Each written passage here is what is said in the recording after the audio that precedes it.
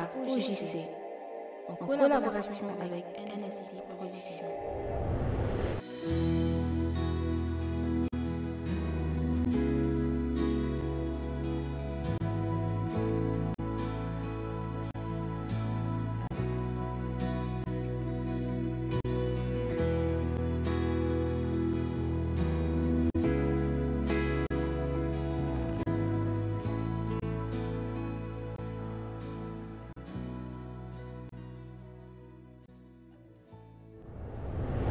Bonjour, bonsoir, tout dépend de l'ère à laquelle vous nous regardez. Bienvenue sur OJC, l'Organisation de la Jeunesse pour Christ. Je crois que vous commencez à vous habituer. Bienvenue donc dans l'émission Au cœur de l'intimité, émission où nous invitons les serviteurs de Dieu. Et d'ailleurs, bientôt, nous comptons élargir cette émission à l'ouvrir à d'autres personnes également, d'autres catégories de personnes, c'est-à-dire des personnes qui ont simplement des témoignages poignants en fait, par rapport à leur conversion. Bientôt, cela arrive également dans cette émission Au cœur de l'intimité. Et pour le moment, en fait, je reçois le serviteur de Dieu, le prophète Maximilien. Ce n'est pas la première fois qu'il nous visite, en tout cas. C'est une personne de l'ombre qui nous soutient dans l'ombre. Bonjour, prophète. Bonjour, Stéphane. Comment tu te portes? Je vais bien par la grâce. Est-ce que l'année jusqu'ici se passe très bien?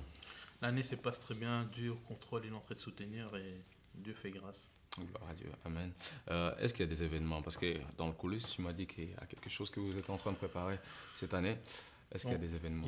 Nous, on fait partie du mouvement évangélique international Flamme de Feu. On a un événement du 28 au 29 avril. Ça sera sur Bruxelles et c'est l'événement qui est en cours. Et la vision, le thème de cet événement, c'est Viens et vois. Dans ce cas, les personnes qui sont intéressées peuvent soit aller chercher le prophète Maximilien sur Facebook ou sur la page mouvement. Le mouvement évangélique international Flamme de Feu. Ok, pour avoir plus d'informations. En tout cas, en attendant, on va davantage entrer dans l'émission Au cœur de l'intimité. Est-ce que, comme le nom de l'émission le dit, Au cœur de l'intimité, est-ce que tu es prêt à ouvrir ton cœur à la jeunesse? Je suis prêt à ouvrir mon cœur à la jeunesse. Parce que c'est pas facile hein, de déballer tout ce qu'il y a dans le cœur. Pourquoi? Je suis jeune, moi aussi, j'ai choisi de servir le Seigneur et c'est le meilleur des choix qu'on puisse faire. Et j'ai pris aussi que cette jeunesse qui me suivra, de prendre une décision de servir Dieu et de le servir dans la vérité et dans la sanctification. Amen. Tu es prophète. Quand est-ce que tu as découvert que tu étais prophète? Ou bien tu kiffes cet appel simplement, tu dis bon, je vais être prophète? Parce qu'il y a beaucoup de gens qui aiment hein, le prophétique. Non, en fait il y a deux choses qui diffèrent. Il y a le don de prophétie, il y a le don de prophétie et le ministère prophétique. Le ministère, c'est un mandat, c'est vraiment quelque chose. En fait, moi, avant même que je puisse naître, il y avait déjà l'appel prophétique qui était là dans ma famille. Il y avait déjà un message qui allait dire que voilà, il y a un prophète qui va naître dans telle année. Donc il y avait un message qui t'attendait déjà déjà avant un que message tu qui naisses. m'attendait en fait. Okay. Voilà, et en grandissant, j'ai découvert mon appel à l'église. Il y a beaucoup de gens qui m'ont confirmé. Et puis j'étais consacré aussi très jeune. Et donc, quel moment exactement dans ta vie on est venu te dire que voilà, il y avait déjà une promesse qui t'attendait que tu serais en fait, quand j'ai arrivé vers mes 15 ans, une fois j'ai parlé avec ma mère, elle me dit voilà, toi tu es un enfant. D'ailleurs, lorsque je suis né, en fait, je ne suis pas né naturellement comme les autres enfants, comme tout le monde. En fait, moi je suis né mort-né en fait. Donc, si tu peux nous expliquer. Donc lorsque je suis né, j'étais déjà mort. Wow. Et puis il y avait un de mes oncles qui était pasteur à l'hôpital, qui a prié pour moi, j'ai repris vie. Et puis en grandissant, ma mère m'a expliqué, voilà, il y a cet appel qui est sur ta vie. Et puis un serviteur de Dieu, une fois, si je parlais avec lui à Kinshasa, qui m'a dit, tu sais, tu es le fruit d'une prière, ta mère t'avait déjà dès le sein de consacré déjà, avait déjà demandé au Seigneur que tu puisses être consacré. Donc, voilà. Est-ce que cette naissance un peu spéciale était due à la grossesse qui s'est passée mal ou bien il y avait d'autres problèmes? Il y avait d'autres problèmes, mais je n'aimerais pas trop rentrer dans les détails, mais il y avait quand même d'autres problèmes par rapport à ça, en fait. Okay, par rapport à cette naissance, en fait, qu'est-ce que tu te dis aujourd'hui? Est-ce que tu es un miraculeux ou bien tu te dis non? Je me suis dit, je suis un miraculeux, mais ce que je peux faire le mieux, c'est de dédier ma vie à servir le Seigneur, en fait. Juste au début, quand je posais la question, tu as commencé par me dire il y a une différence dans le prophétique, il y a les dons et il y a le ministère prophétique où on reçoit un mandat. Tu étais en train de grandir et tu avais déjà cet appel qui était sur toi. Comment tu as fait pour savoir que ce n'est pas un don, mais c'est vraiment un ministère?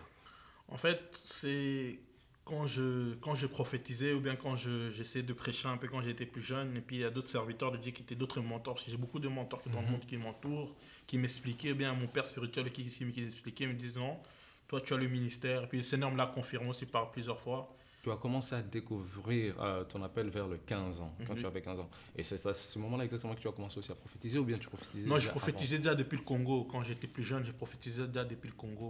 Et qu'est-ce que ça te faisait de prophétiser aussi jeune Au début, ça me faisait très peur parce que je me disais, souvent quand tu parlais, les gens ne prenaient pas ça au sérieux. Et puis quand ça se réalisait, ils disaient, Tu savais que ces messages venaient de Dieu ou bien tu disais simplement ce qui montait en mais toi? en fait, je savais que ces messages venaient de Dieu, mais ça m'arrivait souvent quand on était à l'église, on priait, ou quand on intercédait, ou comme ça, j'arrivais quelque part, je donnais un message, et je donnais un frère. Des fois, je le disais publiquement, des fois, je prenais la personne sur les côtés, je faisais transmettre les messages.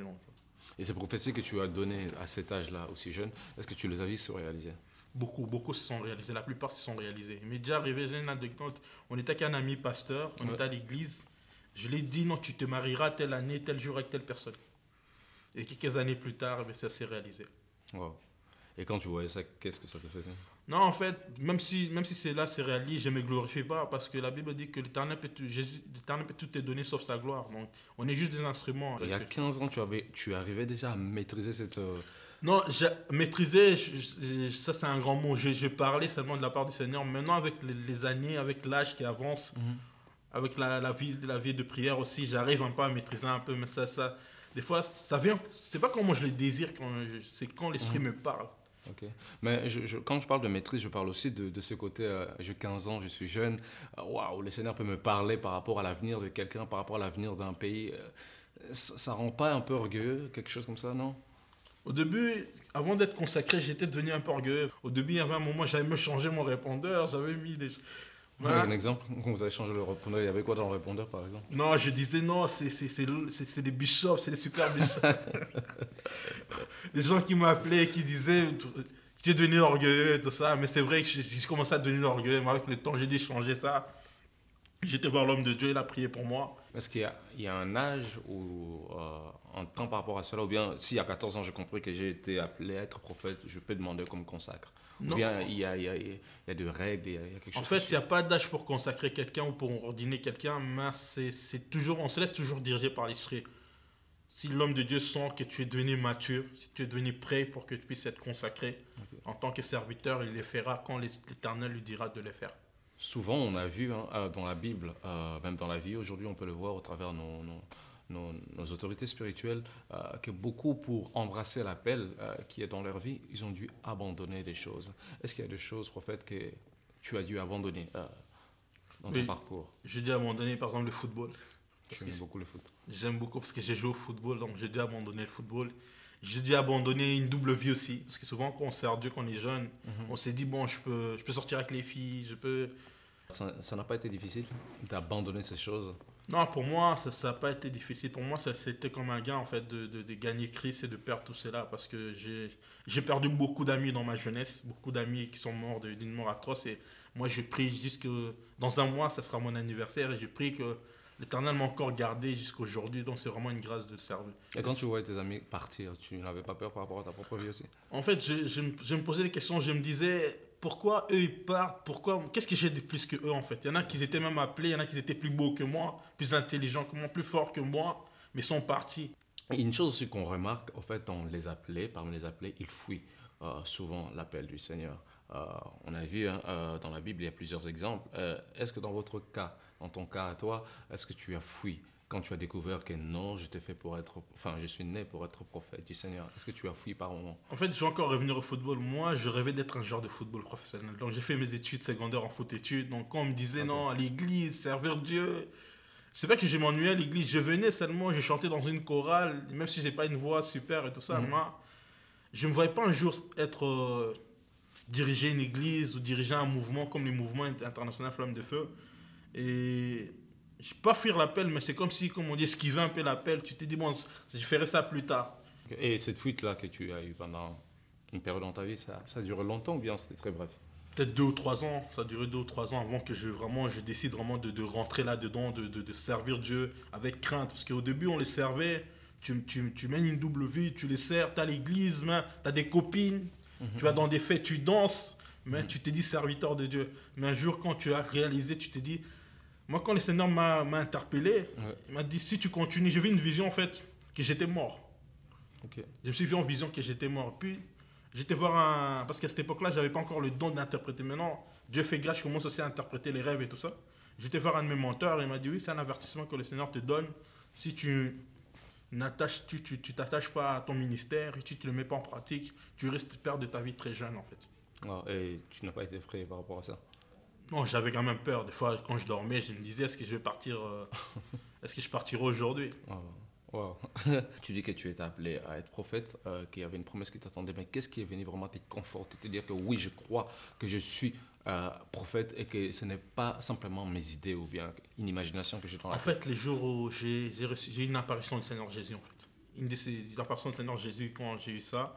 Et je me souviens aussi un jour, quand j'étais au Congo, j'étais dans la chambre, il y a un ange de l'Éternel qui m'a visité, m'a dit, voilà, je t'accompagnerai, l'Éternel m'a mandaté pour t'accompagner, pour la mission pour laquelle je t'ai appelé.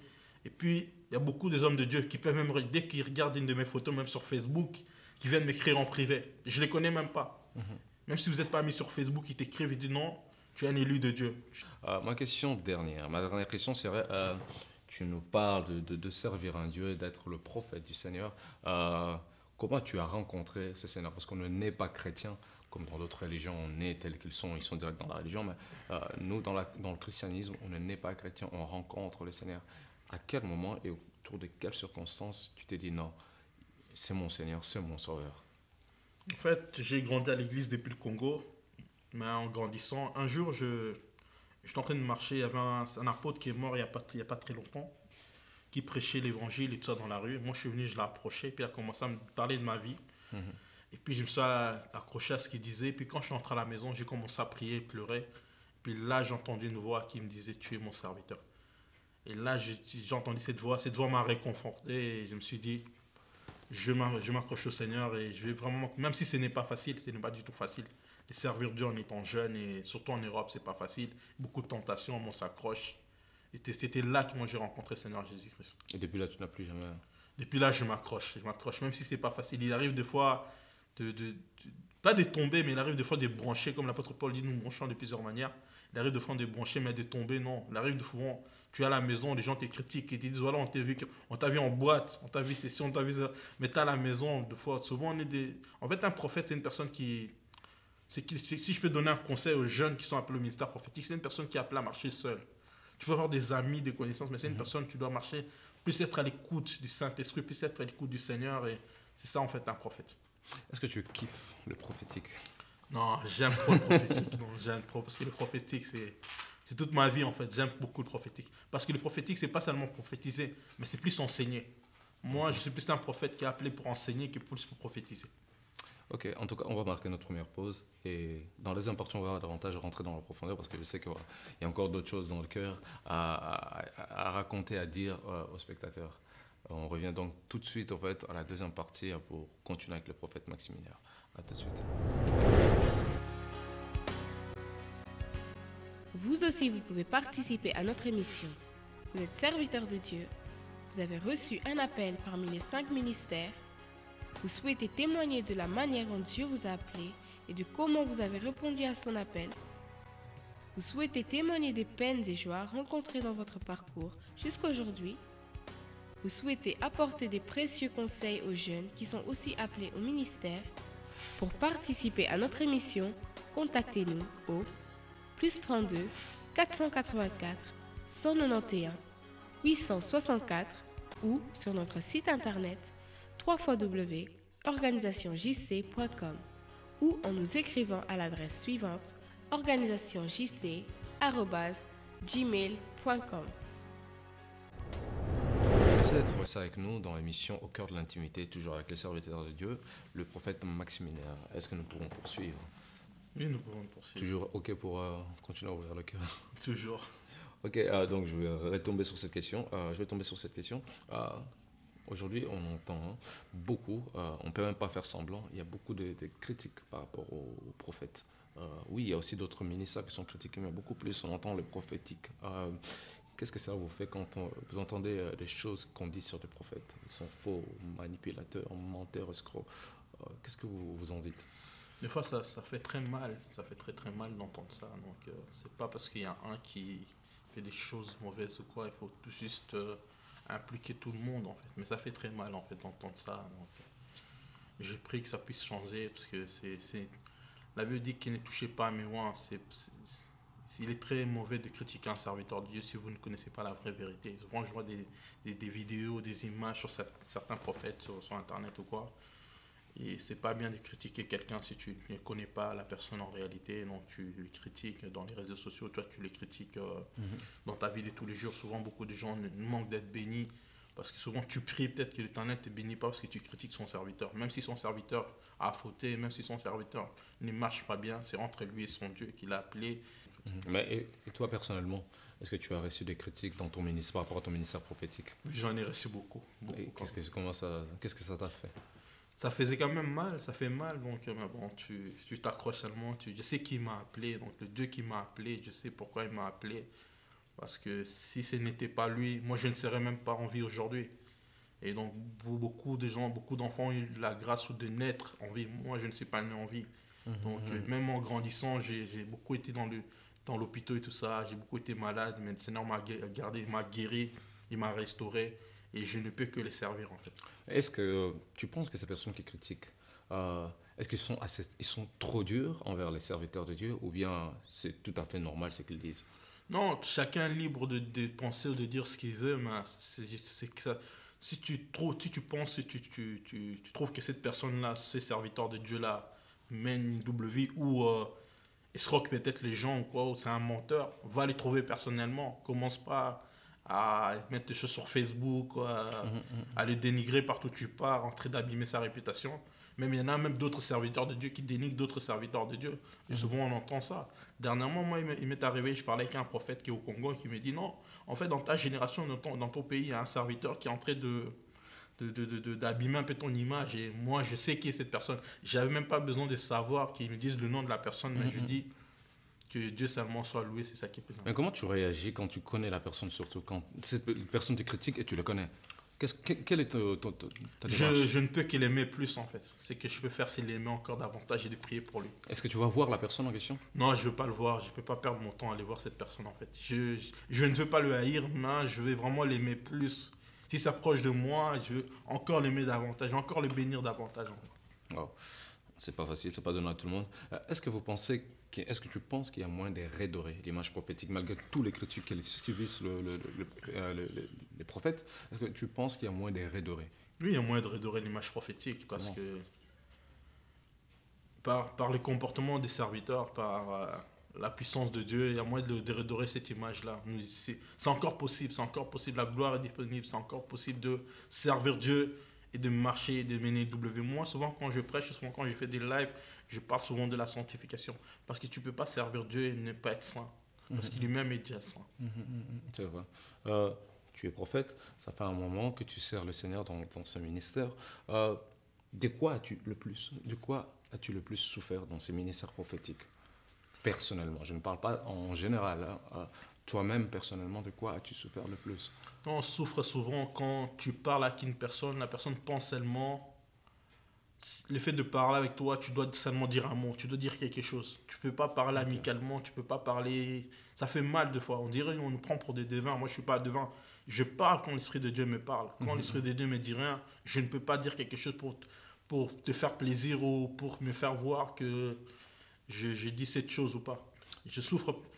On souffre souvent de calomnies. Moi, c'est ce qui me fait le plus souffrir, c'est que les gens parlent de nous, parlent toujours de moi, mais la personne ne me connaît pas, ne me côtoie pas. Et souvent, ça fait très mal. Est-ce qu'un prophète voit tout?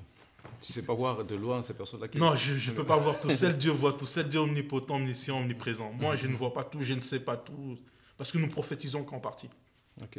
Et mis à part ces personnes qui t'approchent simplement parfois pensant que tu vas dire quelque chose, est-ce qu'il y a d'autres formes de souffrance dans lesquelles tu as été? Non, c'est pas du tout facile de servir Dieu quand on est jeune et surtout quand on sert Dieu souvent. On a grandi dans une église où on ne vous a pas vraiment beaucoup laissé l'opportunité de s'exprimer. Et souvent, quand il y a d'autres personnes qui font d'autres réunions, d'autres organisations, ils ne vous invitent pas parce qu'ils savent que non. En fait, moi, je ne viendrai pas pour faire plaisir. Je viendrai dire ce que l'Éternel me dit de dire. Okay. Et souvent, ça fait... C'est qu'il y a souvent d'autres personnes qui ont formé des clans entre eux. Est-ce qu'il t'est déjà arrivé de dire non, ouais, c'est vrai que tu étais en train de dire au début que le prophète il naît comme ça, en fait, on est prophète. Mais est-ce qu'il t'est arrivé un jour, un moment, un autre, de vouloir dire au Seigneur même, non, je n'en veux plus, je ne veux plus de ces ministères prophétiques, c'est trop, je suis en train de m'écrouler sur cette ministère. Est-ce qu'il t'est déjà arrivé un moment? Il m'est déjà arrivé, pas de dire que j'en veux plus, il m'est déjà arrivé de douter. Il m'est déjà arrivé de me dire pourquoi moi? Qu'est-ce que j'ai de plus que les autres? Dans quel cadre?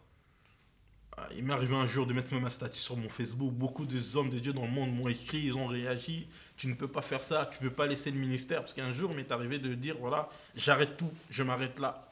Pourquoi? Parce que c'était dur? Bien. Non, c'était moi en fait. C'était moi qui se posais cette question. Je me disais, l'Éternel ne m'avait pas parlé. C'était juste moi qui avais pris la décision de me dire, voilà, je m'arrête là, je ne veux plus servir, je veux plus être prophète en fait. Et comment tu es revenu? Non, en fait, quand je priais, le Seigneur me dit, et puis il y a un serviteur de Dieu qui m'a appelé juste directement pour me dire, non, tu ne peux pas arrêter. Toi, tu es un élu de Dieu. Tu es là pour apporter un message. Et toute ta vie, tu dois le servir. Même si tu n'as rien, même si tu souffres, tu dois servir le Seigneur. C'est pour ça que je me dis maintenant, même si je passe par des moments difficiles dans ma vie, demain sera meilleur en fait. Est-ce qu'il y a plus de moments de souffrance que de joie dans le ministère prophétique? Il y a plus de moments de joie, même si des fois, tout le monde passe par des moments difficiles dans sa vie. Que ce soit dans le ministère humain, servir Dieu, c'est une source de joie vraiment. Qu'est-ce que tu trouves le plus difficile dans le ministère prophétique?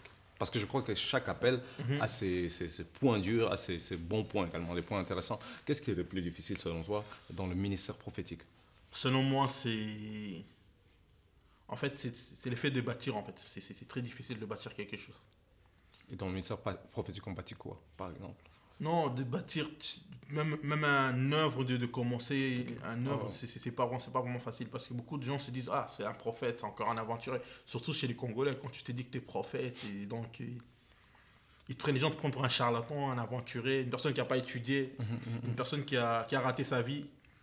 Je crois aussi que l'Éternel n'appelle pas simplement pour souffrir. Quels sont les moments de joie que tu transportes jusqu'ici? Non, les moments de joie, en fait, je suis parti au Congo en 2015, j'étais dans une église, un séminaire vers Livoulou, je suis en train de prier pour une personne. Ouais. Et j'enseignais la parole pendant 3 jours et il y avait une femme, on avait ramené une femme qui était aveugle, qui ne voyait pas de naissance.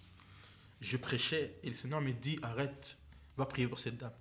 Et j'ai prié pour elle. Et tu savais qu'elle ne voyait pas? Elle ne voyait pas, on m'a pas dit. J'ai juste vu qu'on l'a emmenée à l'église, il y avait des personnes qui le tenaient, tout ça, donc elle ne pouvait pas marcher tout seule. Le Seigneur me dit, va prier pour elle. J'ai arrêté mon message, j'étais prié pour elle, le Seigneur l'a guérie.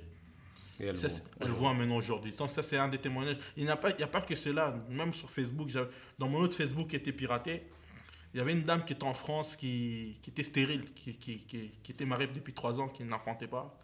Je l'ai juste appelée sur Facebook, j'ai prié pour elle. Elle a témoigné quelque chose.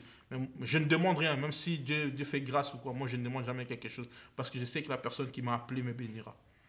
Il y a beaucoup de témoignages dans mon ministère. C'est ça que je glorifie l'Éternel, pour dire qu'il m'a appelé, il m'a choisi. Il faut qu'il y ait des signes aussi. Parce qu'un serviteur, tu dois être accompagné par des signes et des prodiges. Nous avons aussi déjà bientôt à la fin. Tu es prophète, ça fait quand même un petit moment. Je crois que tu as de l'expérience derrière toi. Il y a d'autres personnes aussi, d'autres jeunes aussi, je crois, qui se sentent appelés dans le ministère prophétique. Si tu avais 2-3 petits conseils à leur donner, quel serait ce conseil en regardant juste la caméra qui est face à toi? En fait, le conseil que je peux donner aux futurs, aux prophètes qui m'écoutent partout dans le monde, c'est d'être une femme qui médite beaucoup, une personne qui prie beaucoup, qui rentre en jeûne de temps en temps par semaine et tout ça. Et tu dois être à l'écoute du Saint-Esprit, être à l'écoute du Seigneur. Si tu veux développer les prophétiques en toi, beaucoup diront peut-être moi je n'arrive pas à prophétiser, je n'arrive pas à enseigner ou je n'arrive pas à proclamer. Mais tu dois être une personne qui prie beaucoup. Regarde comme Daniel. Moi, le conseil que je peux donner à quelqu'un, c'est de beaucoup prier. Fais la prière de Daniel et l'Éternel te parlera.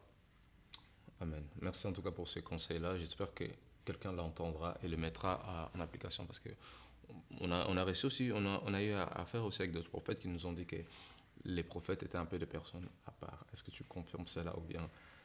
Oui, c'est des personnes très à part. C'est des personnes qui ont une vie très prophétique. C'est une personne qui est vraiment très, très à part. Donc, si dans ton entourage, tu as un ami, une servante, une prophétesse ou un prophète, attache-toi à lui et tu seras béni. Parce que la Bible dit, confiez-vous à vos serviteurs, le prophète, et vous réussirez. Amen. On va se confier à toi alors. Comme ça, on va réussir. Ma dernière question serait, qu'est-ce que tu aimes le plus dans ce ministère-là? Ce que j'aime le plus, c'est l'onction. Moi, j'aime beaucoup l'onction. Je suis un homme qui aime l'onction. Je suis amoureux de l'onction. Mais est-ce qu'il n'y a pas des gens aujourd'hui, des jeunes même, qui courent beaucoup derrière l'onction? Beaucoup courent derrière l'onction, mais pour que l'Éternel puisse te donner son onction. L'onction, c'est pour un service. C'est pas pour te glorifier. L'onction, ce n'est pas parce que tu prêches et que les gens tombent que tu as l'onction. Parce que quand la personne tombe, il y a deux manifestations. Soit elle est remplie du Saint-Esprit, soit c'est les démons. Ok. Moi, c'est pas parce que je veux faire une réunion, un programme, je prie pour quelqu'un qui ne tombe pas. C'est pas que cette personne n'a pas l'onction. La personne tombe quand le Seigneur veut que la personne puisse tomber. Ok. Moi, j'aime beaucoup l'onction. Je suis un homme qui aime beaucoup l'onction. Souvent, quand je fais mes lives, je parle souvent de l'onction. Pourquoi tu aimes tant l'onction? Parce que c'est quelque chose qui m'inspire, c'est quelque chose qui me pousse encore à... Alors, tu es en train de dire, très brièvement, hein, parce qu'on arrive bientôt à la fin, tu es en train de dire que l'onction n'est pas parce qu'une personne tombe au sol. Ça ne veut pas dire que la personne qui a prié est forcément remplie d'onction. Mais c'est quoi l'onction, en quelques mots, en fait, pour qu'on comprenne? L'onction, c'est représenté par l'huile, en fait. Oui. Physiquement, on représente ça par l'huile qui est spirituelle. L'onction, c'est la puissance de Dieu en l'homme. Okay. C'est la puissance de Dieu revêtue en l'homme.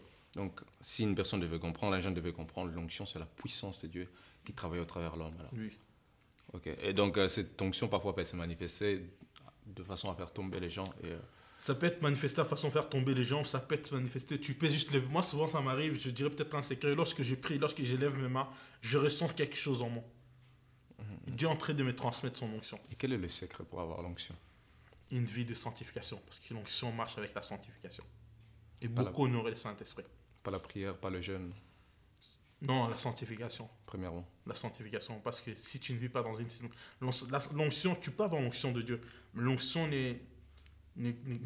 n'habite pas avec l'impudicité, n'habite pas avec le péché. Il peut cohabiter peut-être 1 mois, 2 mois, 3 mois, une année, mais ton onction, tu te serviras à Dieu, mais pas comme l'Éternel aurait voulu que tu puisses te servir. En tout cas, merci beaucoup. Ça ouvre l'esprit, tout ce que tu es en train de dire. Nous arrivons malheureusement déjà petit à petit vers la fin et nous arrivons à notre dernière étape, l'étape où nous avons des enveloppes, où j'ai des enveloppes face à moi. Je crois que tu connais. Je connais ça. Et il faut choisir une des enveloppes, mais elles sont toutes les deux blanches. Elles contiennent des questions et tu ne sais pas les questions qu'elles contiennent. Il peut y avoir des pièges, des bonnes choses là-dedans. Quelle est l'enveloppe qui t'attire, bien qu'elle soit semblable? Celle-là, ok. Il est marqué persévérance. La persévérance. Donc je crois que c'est quelque chose de tous les jours dans la vie d'un chrétien et c'est aussi à ça que Dieu nous appelle. Est-ce que tu es prêt, prophète? Oui, je suis prêt. Ok. C'est quoi la persévérance avec tes propres mots? La persévérance, ça qui met proprement pas les mots un dictionnaire. Selon toi? Selon moi, c'est que souvent, il se peut que tu attends quelque chose du Seigneur, tu attends quelque chose de ton père ou de ta mère. Il te l'a promis, mais tu attends, tu lui rappelles plus, mais tu persévères, donc tu attends cette chose-là. Ok. Là, je ne veux pas commenter parce que c'est vos propres mots. Là, maintenant, c'est des phrases à compléter. Ces personnages bibliques m'ont marqué par sa persévérance. Samuel. Pourquoi Samuel? Parce que Samuel, c'est un homme, c'est un prophète qui m'inspire beaucoup. Parce que c'est un prophète qui, dès qu'il arrivait quelque chose quelque part, c'était déjà un message en fait. Même avant qu'il ouvre sa bouche, sa venue était déjà un message. J'aime beaucoup ces prophètes parce qu'il me rappelle que Anne avait demandé Samuel et avait offert Samuel à l'Éternel. Ma mère, c'est comme moi aussi, ma mère a demandé au Seigneur qui... Tu te considères comme un Samuel? Non, je ne me considère pas comme un Samuel.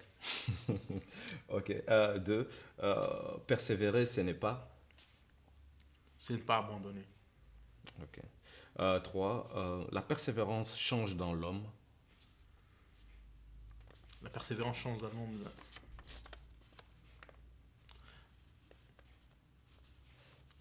Là, je ne saurais pas. Qu'est-ce que la persévérance peut changer dans la vie d'un homme? La persévérance peut changer dans la vie d'un homme les opportunités, je ne sais pas. Je ne sais pas, c'est avec vos mots. Hein. C'est votre choix, c'est vous qui choisissez. Ok. 4. La persévérance est bien parce que... Elle te fait réussir ta destinée, Sûrement. sûrement. Ok, la dernière. Moi, je persévère parce que... Christ est ma joie. Ok. Nous sommes arrivés à la fin de notre émission. En tout cas, merci beaucoup encore une fois de plus d'avoir honoré notre invitation et d'avoir ouvert votre cœur à la jeunesse prophète. Tout au début, on a commencé par dire, tu as commencé par dire qu'il y avait un événement qui est en train d'arriver au mois d'avril. Je ne sais pas si tu peux encore rappeler les détails, bien que les affiches ne sont pas encore disponibles. En fait, le mouvement évangélique Flamme de Feu aura un programme de 2 jours du 29 au 28 avril à Bruxelles. Et cet événement, le titre de ces séminaires, ça sera Viens et vois. Donc très bientôt sur mon Facebook ou sur le Facebook du mouvement, vous aurez des affiches et tous les programmes par rapport à cet événement. Donc le 28 et le 29 avril. Le 29 avril. À Bruxelles. Oui. Il y a une adresse ou bien... L'adresse vous sera communiquée très bientôt sur Facebook. Ok. Quel Facebook qu'on puisse rappeler encore? Sur le Facebook du prophète Maximinaire. Ok, d'accord. En tout cas, merci encore. Je ne cesserai jamais de vous dire merci. Merci encore de nous avoir honorés. Je tiens également aussi à dire merci aux personnes qui nous suivent et qui nous soutiennent. Et également merci à des personnes qu'on ne voit pas ici devant, qui sont derrière les caméras, qui font un travail dur. Merci en tout cas de nous soutenir. Merci de partager notre page Facebook. Je rappelle encore, vous êtes serviteur de Dieu. Vous souhaiterez passer à cette émission, témoigner, encourager les jeunes. Vous êtes les bienvenus. Il suffit de nous contacter. Et nous comptons aussi étendre davantage cette émission, c'est-à-dire l'ouvrir pas seulement à des serviteurs de Dieu ou servantes, mais nous voulons aussi également l'ouvrir à des personnes qui ont des témoignages poignants. Tu faisais partie d'une famille et votre famille a été séparée à un moment donné. Le Seigneur vous a remis ensemble. Tu es le bienvenu. Tu as vécu une jeunesse difficile. Peut-être que tu n'étais pas destiné à naître. Le prophète nous a raconté son histoire un peu, mais le Seigneur t'a gardé en vie. Tu étais morte et le Seigneur t'a remis à la vie. Donc, si tu as un témoignage poignant, n'hésite pas à nous contacter parce que le Seigneur peut toujours toucher quelqu'un au travers de ta vie. Encore que le Seigneur vous bénisse abondamment au travers l'OJC. Je vous dis à très bientôt et que Dieu vous garde. Ciao.